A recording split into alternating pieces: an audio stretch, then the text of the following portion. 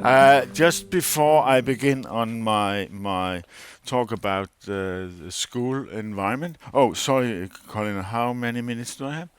Yeah, and I have been very well organized. I have a countdown. So you have 50 minutes for your presentation, Okay, 5 minutes for thank you. questions.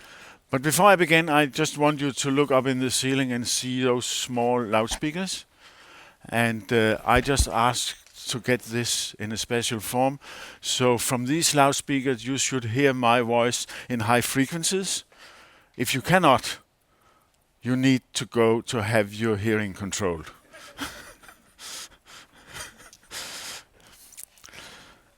Uh, okay, why is architecture so important for the learning, or you could say the education situation? Is it okay? Can you see the picture? Because we have a lot of light, and then we try to overrule it with this. It can be a little difficult.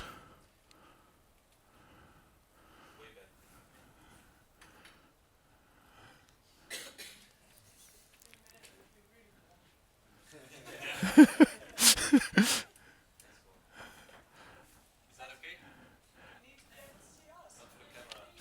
For me, it's okay, but the camera is probably not working.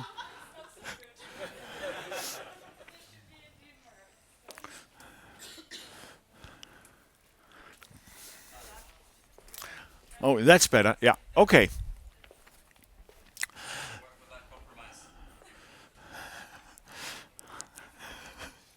So, once again, why is it so important to talk about the environment, the architectural environment, when we are talking about learning? I'll try to take you into the theory that we in LOOP.bz are working with.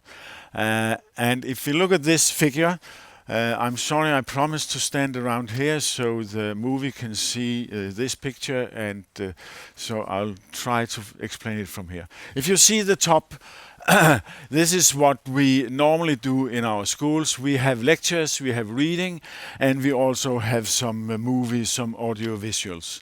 This is the main part of, let's say, the old traditional school where I was going to school. And this is about learning by heart. You listen, you try to remember. You listen, you try to remember, and you do that over and over again until you remember or you leave school. In the other hand, we have, you could say, where we try to get the students into a reflection situation, into a situation where they are exploring the world and where they are teaching the other students, could be the younger, could be their friends. And we all know, if we just feel into what we have experienced ourselves, it's when we have experienced something and we try to tell it to our friends, to our parents, to our children. That's when we know what we are talking about. It could still be wrong, of course, but we know what we are talking about. We remember it, and we will have it, I would say, even to the older of us, I would say we have it the rest of the life. We never forget it. But what we learned by heart, we forget it. We know all the expression. Use it or lose it. And it's really a truth that if you have learned something only by heart, you lose it as soon as you don't use it. This model also is important to think about, that up here we have discipline, so it's quite logic that the traditional school is working in this area. Because in the beginning of our school system, especially when the English took it all over the world, the most important thing was discipline. They needed to know that they could make decisions wherever in the world and it would work all over the English empire, the British Empire. They needed to know that, and they really did a good job. So it worked. What we have here is creativity, also meaning that we do something that the authority or parents or whatever don't really see that it should be so important, even see that it's embarrassing, even see that it's dangerous. I mean, you have a lot of examples. I guess the biggest newest one is late 60s, early 70s, when the young people, not that I participated, but it was when I was young, make this revolution about love and about authorities and discipline, and was telling the whole world we need to change this. And those of you who have read about it or are old enough to remember knows that the world changed totally. It was a totally different world we had after the Second World War than the world we have now. And now we think in our little company that we really need to work down here, to go down here. We think that we need it because of a lot of really major problems in the world. We also think that it's giving a better world, no matter what. But we know that we have global warming. We know that we have the refugees problems. We know that we have all these non-solved problems. And we also know that, I'm sorry to tell you, none of us in this room probably would be able to solve the problems. Because then we would know how to go out that way. But if we have a school system where we really improve creativity, really improve humanity, socialization, then I think, of course, we can solve the problems. So this is why it's so important to discuss how do we do schools today. And the architecture around the schools. We, around this table and in this room, we all agree that acoustics is so important. But it's also important that the areas we are working in, that they benefit the purpose of what we need to do in the school. So if we have the first model, you can see the models here from going down. No, I just have one little story here. I told in Moscow, I told the Russian school system about this learning pyramid, and they were really keen of the idea until I put on the creativity and the discipline. And then they said, not because of the architecture, but because of our system, I think we should go for the middle. And they were totally aware that this has something to do with the Russian culture. So this is also about what kind of people we are. Okay.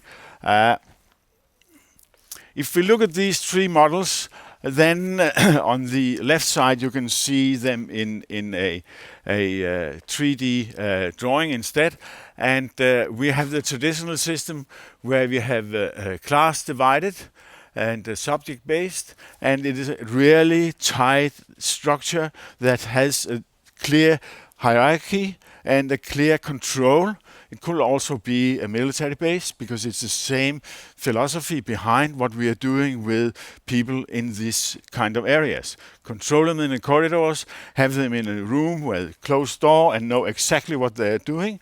And of course, talking about acoustics, the most important thing is that they can hear what the teacher, the priest, or whatever you call it, are telling them, because they have to keep shut.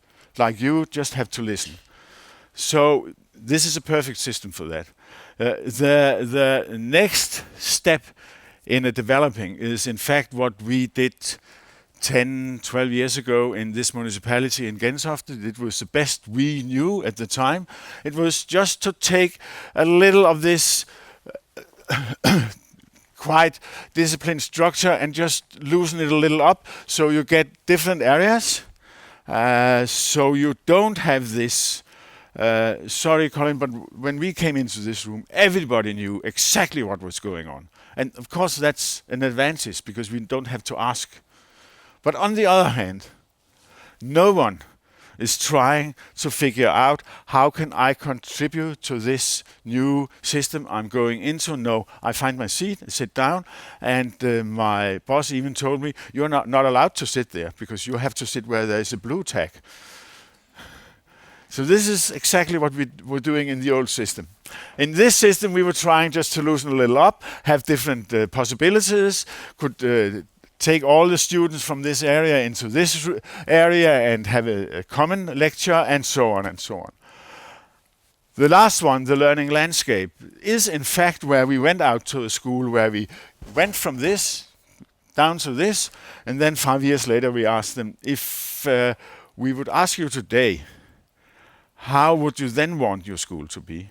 And the teachers and the students, we didn't have the parents into this discussion, they came up together with us as architects and planners with this model, where the whole area was shared, where there was as many options as we could develop, and the diversity, of course, was instead of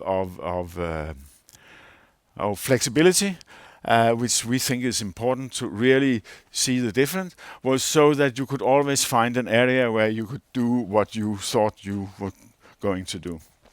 If we look at a more traditional school, just to give you an idea of the differences, above you have this corridor and you have the classrooms, and in the next you have where we have loosened a little up and opened the classrooms and make them a little different in sizes. And one of the important thing here is also that in this area the teachers will have to work in a group together with the students. It will also be so that if some of the students are leaving, a class are leaving for something, going out in the nature, going to a subject or whatever, the rest of the group, they have the whole area. Up here, if a class is leaving, you just have an empty classroom. So it also means, which the politicians are really fond of, it also means that it's in fact cheaper to do a new learning system because you don't need so much area. You don't need all these corridors to move the students in and so on. So I hope that I just give you a little impression of how important it is if you really want to go from teaching, what I'm doing now in fact, and go to learning, discussion, and being a group where you develop together and the teacher is a coach. You need a different environment. And as you know, because I hope you know, because that was I tried to tell you a couple of minutes ago, and you really need to take care of the acoustic, of course, because it's so much more difficult for the teachers to be in this new learning system. And it's so much funny for the students. Thank you. And the students, if they don't think it's funny, we know they don't learn anything. Your brain is only working to take in, to learn, to cope with new situations. If you are curious and you are in balance and you think it's funny. Otherwise, it's just so sad. It's just the only thing that you can be thinking on is, when is this gonna stop? Okay, just two pictures from where they are really struggling back to the acoustic. The upper pictures is from Montserrat in Barcelona, the same school I talked a little about earlier today, where they really want to go into this new way of learning, and they had a couple of architects to help them. The problem was that the architects didn't really get into the new way of this system. They were nice designers, and they are struggling. And down here we have a school in Australia, Northern Beach, NBC. Thank you. You wouldn't imagine that we'd worked together with them for 5 or 6 years, and I still can't remember the name. But they have taken care of the acoustics. They even taken care of, you could say, a little kind of different environments. So it's really working for them, and they develop from day to day on this school. And if we're going back to the school in Barcelona, you can see again that, yes, they really wanted to do this. They didn't say what a lot of schools are saying when they try to go into this. We can't get it to work. We have to go back. No, they called us and asked, what are you going to do? And we said, yeah, you're going to take down your new ceilings. You're going to put up wall panels. And the blue arrows are showing where we changed it. And yeah, we are on our way down there in a couple of weeks to see if the learning have been better. We know that the environment is so much better because they are really so thankful, because it's not normal in Spain to take care of the acoustics in this way. And the school down here is Maglgaardskolen, which was in a couple of years the best in this new system, but they are slowly giving up. They are slowly moving back to, you could say, a little different kind of classroom teaching, but it's just to let one of the students say what the teacher would say. And here they are back in classroom teaching. And this is mostly, I would say 80-90%, yes, 2 minutes. It's because of the acoustics that it doesn't work for them. It's too noisy for them. And the last picture is only that what we think, and I am sorry again and again, but Hellerup School, it is about try to open it, try to take care of the acoustic, and really important having this diverse environment. And just for those of you who have heard about that in Hellerup, they are building walls, they are doing all these bad things. No, this picture is new, this picture is old, this picture is in the middle, this picture is new, and this picture is old. You can almost not see the difference. And the old picture is 13 years old, and the new picture is less than a couple of months. Thank you.